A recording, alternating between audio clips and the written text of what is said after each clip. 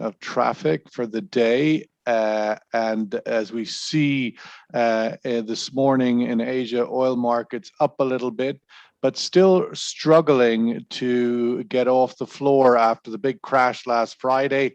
There's been a few attempts at a rally on Monday and Tuesday, but on each occasion failing and moving lower. We even saw Brent drop briefly below $70 a barrel. So this is clearly a challenging moment, and it couldn't have happened at a more opportune time, with OPEC Plus finally announcing yesterday that they will go ahead with their meetings this week. So some very prescient challenges there. I think probably one of the most important questions OPEC Plus will try to answer today is going to be provided by Narendra Trineha, India's leading energy expert, because ultimately India is a critical market and a critical benchmark for where all Asia goes. So Narendra, my question to you this morning: how serious is this resurgent OPEC, or not OPEC variant, but COVID variant? How serious is this COVID variant for India and the outlook for India? Well, when you look at the ground today, I mean, everything is normal. We don't have a single case of this new variant, and economy is kind of doing very well. The latest data came out yesterday, and we are growing at 8.4%, which is fantastic news. And you see people everywhere, activity everywhere, traffic everywhere, hope everywhere, enthusiasm everywhere. But at the same time, when you switch on television and open newspapers, it's all about the new variant. And the government is very worried. We were about to open, our airports for international traffic within the next few days, but now government has now come out with a review. No final decision yet, but the airport, checks have, gone up, and which means people have to wait, so on and so forth. So India is prepared, but when you look at the ground, we are hoping that, this is just a false alarm, and we are hoping that probably is not as bad as some scientists and some television channels, have forecast. But overall, as of today, I don't know what's going to happen the following week, but as of today, things are doing pretty well as far as the economy is concerned. Oil consumption is concerned. Oil prices are also in the region that we don't worry too much about. Anything more than $70 barrel, per barrel worries us. But right now, it looks like is in a very comfortable zone. Neil Atkinson, former head of oil markets division at the International Energy Agency in Paris. Neil, one of the other challenges for OPEC this week is going to be exactly the point that Narendra left off of. How healthy is this market? A week ago, you would have said this is a very robust market. We need more oil. Prices are moving back above 80 even after the SPR announcement. What's your assessment of how healthy is this market from an OPEC reading the crystal ball perspective? Well, I never agreed with the sort of $90, $100 a barrel boosterism that we've been getting from some quarters for some time now, simply because I've read the fundamentals, and the main agencies, whether it be my former colleagues at the IEA, at OPEC, or the Energy Information Administration, have been pointing to a surplus in the oil market expected to come anytime now, based on the likely numbers for demand, based on rising production levels in the OPEC Plus countries, and indeed in the United States. So I believe for some time now that the prices in the mid-80s that we were seeing for Brent were overcooked and were likely to come off. However, of course, nobody expected that we would see a crash down to roughly $70 a barrel where we've got now. And as we just heard, it reflects what we can all hope is a false alarm about the new COVID variant, and that hopefully it will not be as bad as some people think, and the impact on economic activity and thus oil demand will not be so pronounced. As far as the OPEC members are concerned, gathering virtually, of course, today and tomorrow, they're in a very difficult situation because they cannot know how the new variant is going to play out. So my feeling is that they may well decide today and tomorrow to perhaps postpone the latest increase in production month on month that they were planning, and then see where the market lies in a month from now. Laurie Hatain, good morning. Lovely to see you again. MENA Director, Natural Resource Governance Institute. Of course, Laurie, there is a big factor at play here, even with OPEC with Plus meeting in this week in which we've had this variant resurface. There's another variant has resurfaced in Vienna, and that is the Iran nuclear talks, where there is the potential of a 2 million barrel, give or take, depending on your view, of a green light for Iran to come back. We see the US top energy diplomat wandering around the Gulf the last few days, Amos Hochstein, a familiar friend of this program. Clearly, the Biden administration is desperate for lower prices going into an election year. Where do you see all of those three things coming together?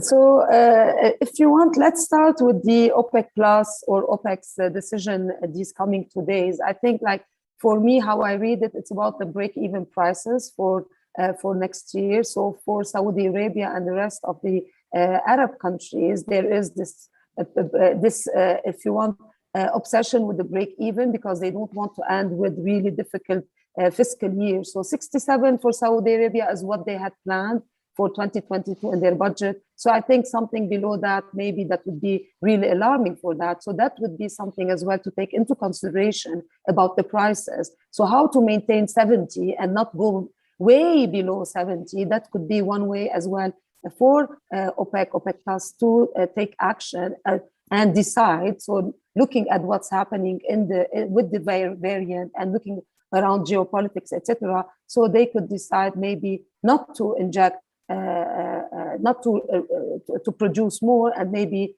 to hold on to that, so that they would see and they would not cause any kind of collapse in prices. So that's on one side. The second side, I'm pretty sure that they're not very worried about the JCPOA and the Vienna talks, because what we see today, it's just like, this is a new Iranian team coming into the negotiations. We're not even sure if they want to continue from where they stopped, where the Rouhani government stopped or not, or they want to start something new. We don't know yet. We know that they wanted to start discussing the sanctions first. That's why they've split it to two working groups. They have a sanction working group and the nuclear weapon or nuclear working group. So, and the US is okay to discuss sanctions. Why the US is okay? I think first, they want to, as you said, play on this issue that you guys, you OPEC guys, OPEC Plus didn't hear us, we were not very positive with us when we asked you to increase production, but there are other places where they might increase production. So that's why they want to give the sign that, look guys, you are not our friends. Maybe we're going to look to our enemies. Maybe they would help us because there are some incentives aligned there.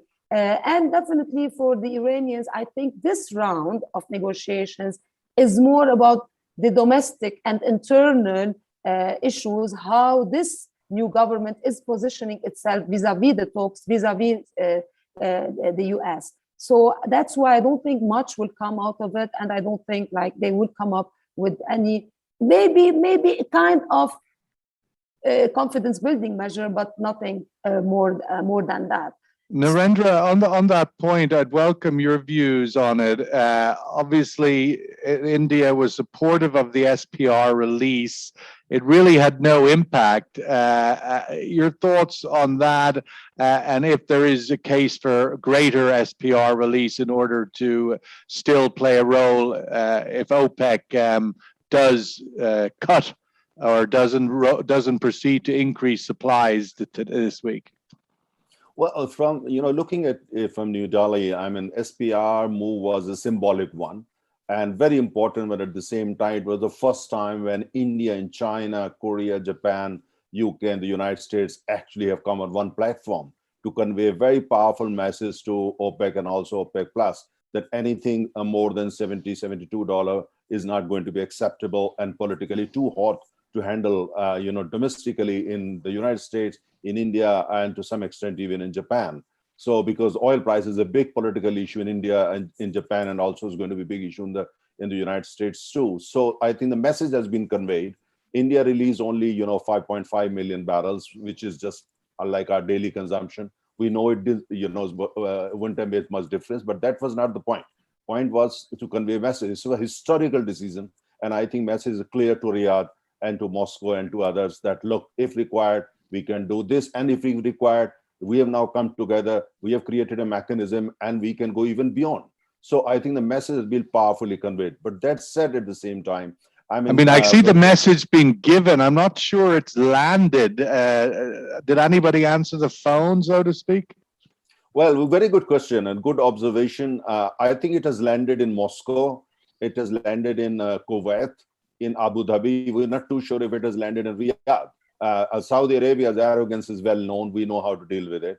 But I think eventually they have to realize if big consumers like India and China, United States, United Kingdom, Japan, I mean, if they want to convey something, you better listen. If you don't, maybe not tomorrow morning, but the day after, you might have to pay the price. So I think it has been very, very forcefully covered. As I said, unprecedented. It was unprecedented, historic, and it can be institutionalized if need be. So I think President Biden, to the best of our knowledge, is very clear. He's not going to accept higher oil prices in the election year. And after that, he himself will start preparing with 2024, which means that not the next 3 years, which is a very good move. And India is quite pleased with what the United States president is trying to do.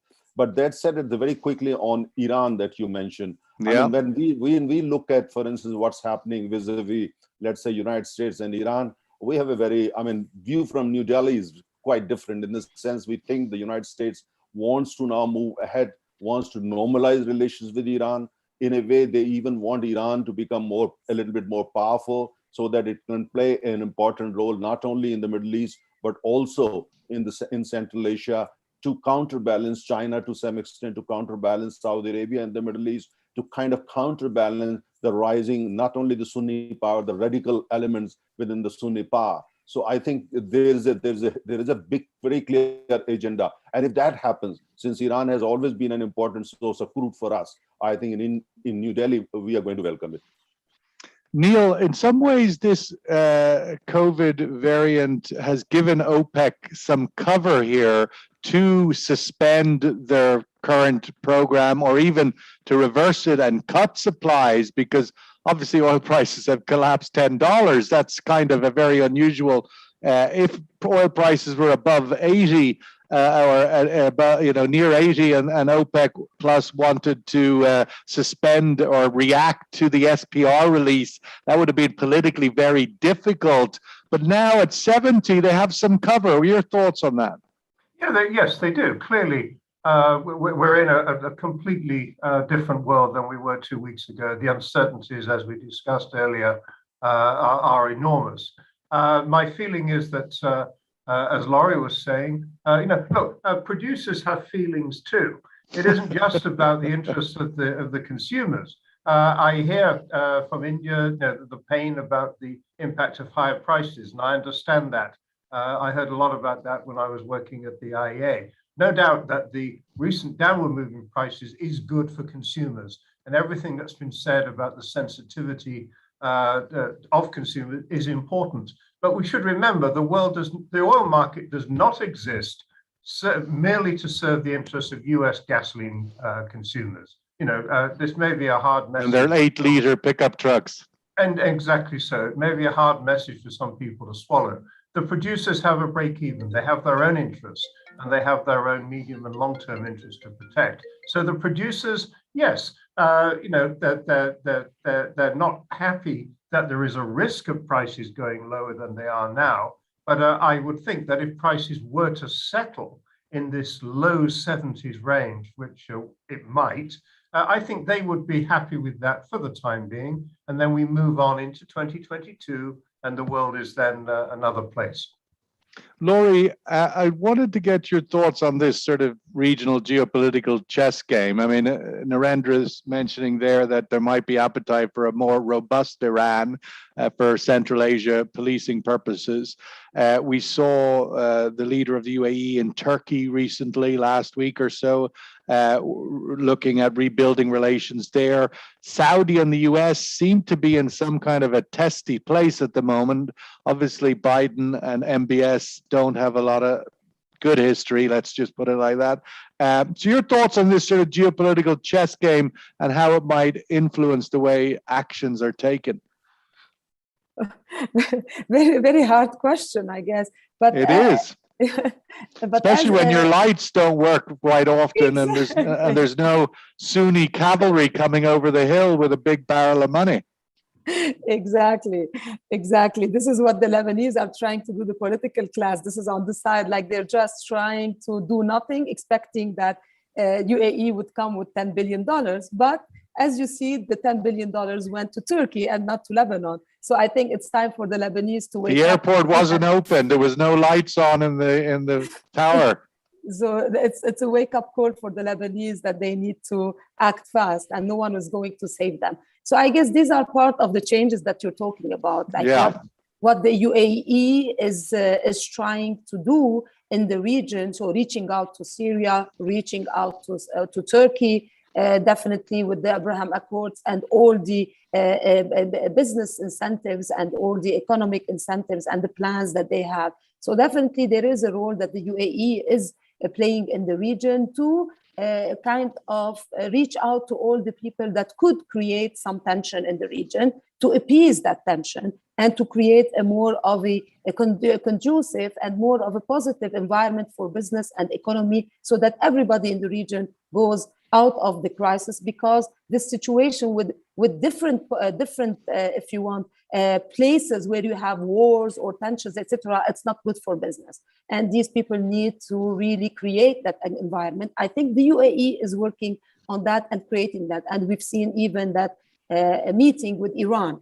Okay, so that is very significant. At the same time, I think Saudi Arabia today is more interested about its internal economic growth, about how to attract investors into Saudi Arabia. So they're in a different place. So I think there is this kind of a role that it's being played between UAE being the foreign officer, if you want, of the foreign secretary minister of the GCC or of the Arab world, and today Saudi Arabia really strengthening its economy in the country with all these changes that and also in that regard desperate for stability in the kingdom in order to achieve these major goals.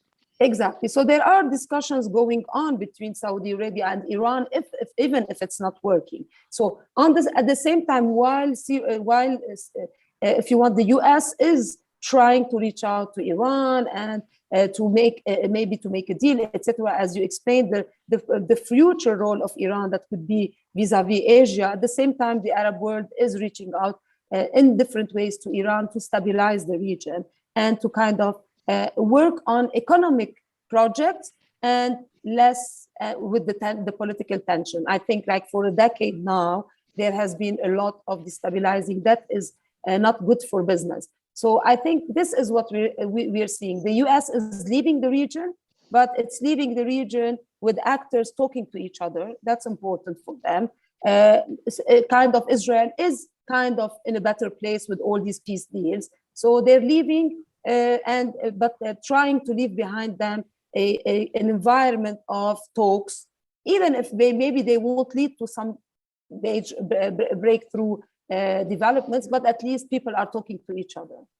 Narendra, on that point, I mean, it does strike me that no breakthrough isn't an option here. Status quo, something has to happen in Vienna with the Iranian talks.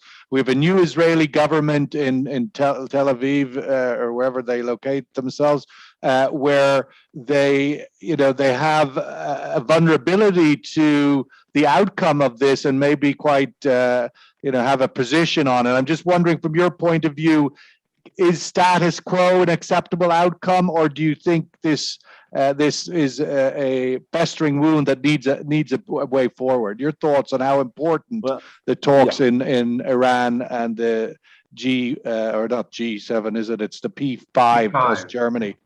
Yes. Well, my sense is that, as long as Iran is prepared to give up its nuclear weapon program, I think things will move forward. And I think things would be, that landscape would be acceptable to the US. Because even in India, we don't want Iran to go nuclear, because that would be a terrible news for us. It will, completely change geopolitics of the entire region. Within no time, Saudi Arabia will acquire it, then Turkey will go for it, and Israel already has these weapons. But let's not forget. So that's not an insignificant consequence, right? Yeah, exactly. Well, that's what it is. And but Afghanistan has changed the picture completely. And the exit of the United States has, of course, changed the geoeconomic landscape across the region, Central Asia, South Asia, right up to Morocco. So countries like India, we are at the very forefront. So we follow it very closely.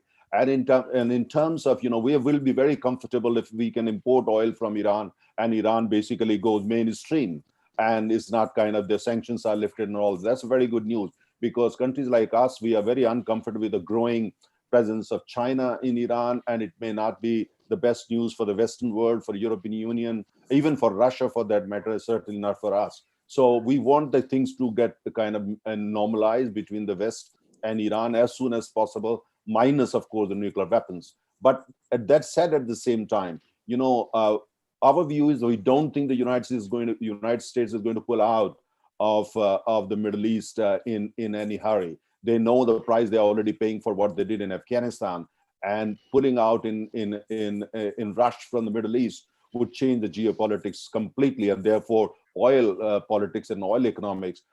Our sense is US is going to stay there.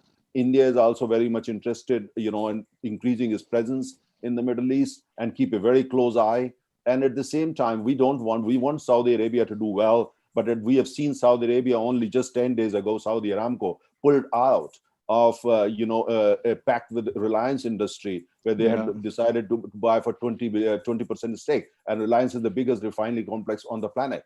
So they pulled out. It was a very good deal.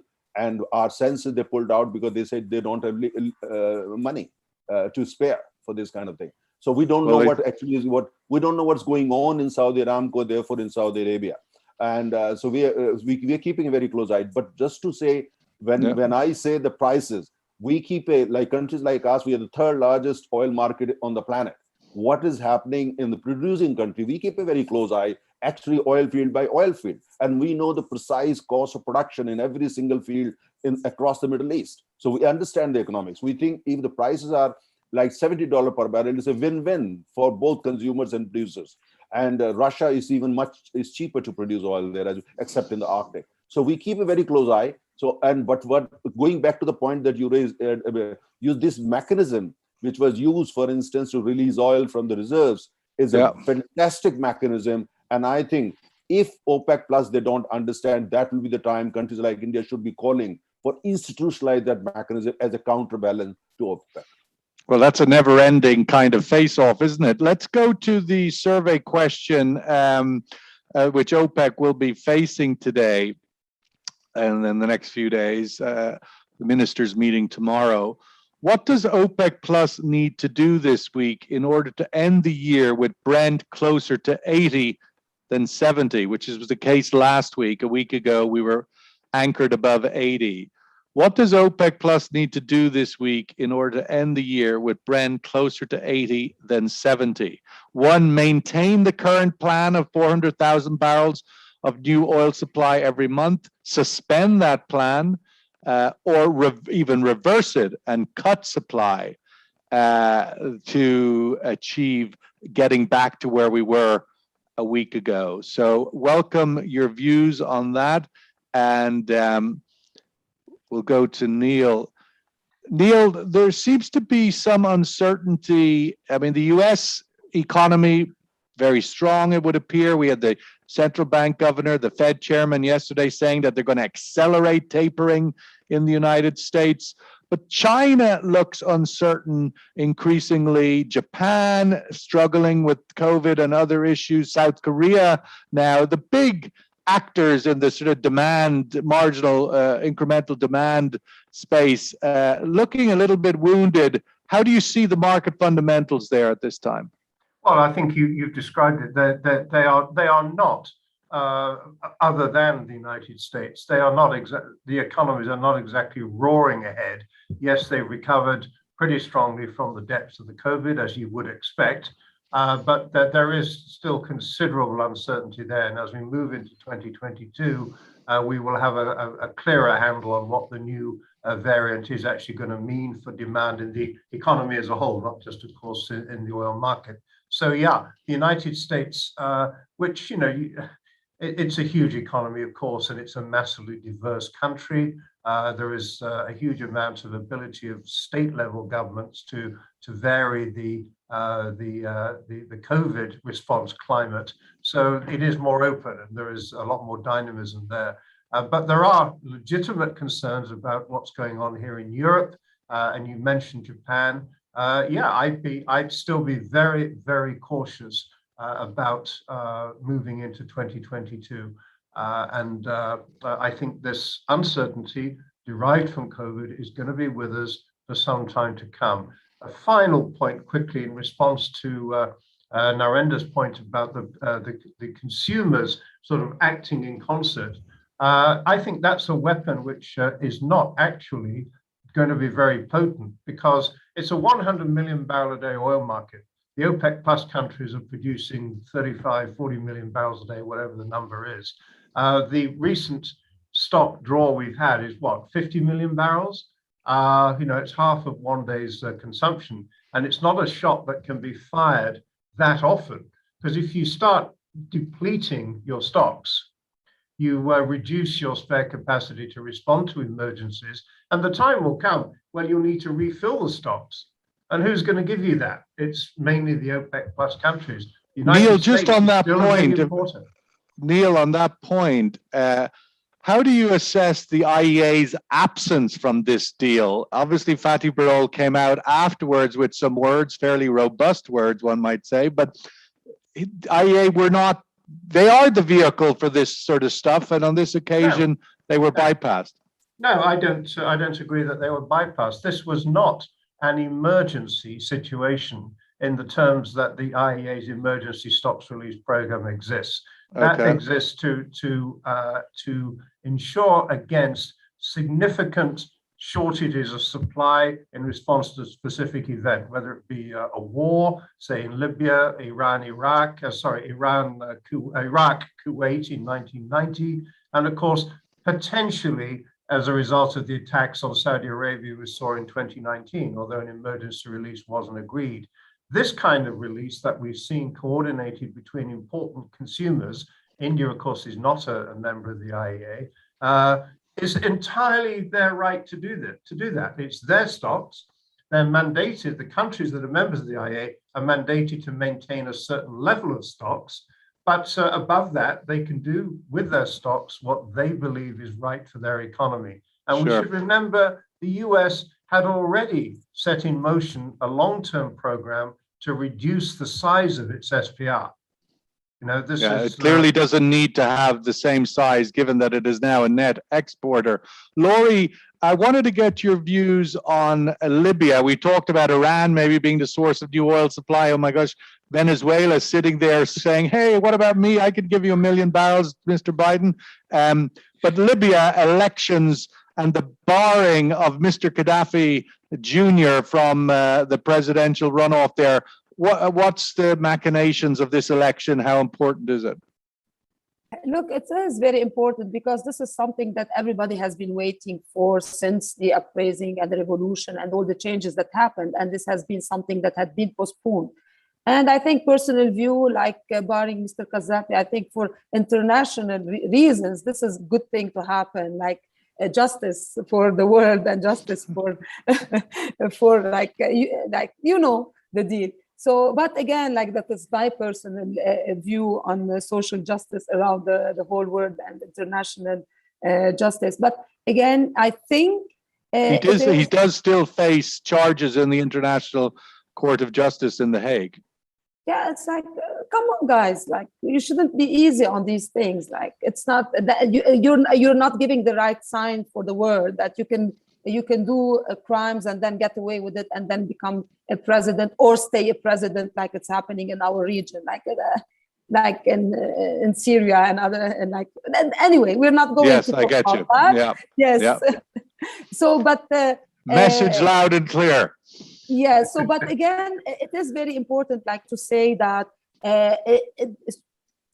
if anything happens wrong with the elections, and there might be people challenging the election results or not or preventing the elections from happening, there might be a disruption in the production, and this is something to be aware of. And this, I would be more concerned, more than the Vienna talks about it. If I were like the OPEC Plus meeting today, I would take that into consideration, that there might be a possibility that by early 2022, maybe we could have a disruption, and how would that look like? So that could be taken into consideration more seriously than the Vienna talks. You'd have to think that the losing party in this election will not be happy. What they might do about it, we'll have to wait and see. Narendra gets the last word today. Let's see the survey results so he can give us a comment on that. Suspend the 400,000 plan, maintain and reverse gets a little bit, but suspend the plan. Narendra, your thoughts if indeed OPEC Plus does choose to stop its program of increasing supply every month, how that might land amongst this group of countries that have expressed their disappointment with $80 oil and wanted more at 70? Well, 2 points. First is, I think we should wait for another 5-6 days until the scientists are very clear that how dangerous is the new variant, because some scientists say it's not that dangerous. So that means then our view when it comes to the entire picture will change dramatically. In a sense, since India is doing pretty well, right now. Secondly, our sense is that Russia is not very comfortable when it comes to, hiking the price further. Our sense is that they're quite okay with $70 per barrel. That's what they have also conveyed to some friendly countries like India. So if that is the case, that means then within OPEC is Saudi Arabia, which basically wants oil prices $80 plus, and then for that, countries like India, we are talking with them on the bilateral platforms. That I mean, if you're Saudi Arabia, how do you interpret the fact, putting aside this COVID moment, but $80, we've been above 80 for some time now, except this last week, and you said India economy is booming. Why wouldn't Saudi want to keep it up there if the India economy can handle it? Well, Indian economy can handle well if prices are $70 or $70 per barrel. Our inflation is high. Lots of people have been pushed out of the oil economy and the gas economy. A lot of people have been put over the automobile economy just because the oil prices are high. Oil prices at the retail in India are unprecedentedly high. And most consumers can't afford. 80% of consumers just find it too difficult, and many millions of them actually have exited the market. Is that what Saudi Arabia want? Is that they want that people to actually join the oil as oil consumers? They have now pulled out. They would rather like that they stay on in the oil economy in the medium to long term. That will only help OPEC and Saudi Arabia. So that is what's being we're trying to explain. If oil prices are 70 or in that region, that's a win-win, and is based on cold numbers and very serious research, scientific research. It's not political rhetoric, and that's we have effectively conveyed to Riyadh. Absolutely. Thank you, Narendra. Really useful insights and commentary from Delhi today. I think also in the thinking will be, and I know India has already taken the steps here of lowering taxation on the consumption side of energy in the big consuming countries, where of course it's very, very heavy with taxation. Laurie Hatayan, thank you so much as always. Best wishes to Beirut, our favorite city in the world. It will come back. It will rebuild as it has many times in the past. Neil Atkinson, thank you so much for joining us from Paris. Really appreciate your insights. Halftime talk this week with our regular commentator, Mike McGlone, who is a bear, and gives his reasons why. So worth listening to when you have half an hour. All the best. We'll be here tomorrow, 10:30 UAE time. Thank you. Thank you. Bye.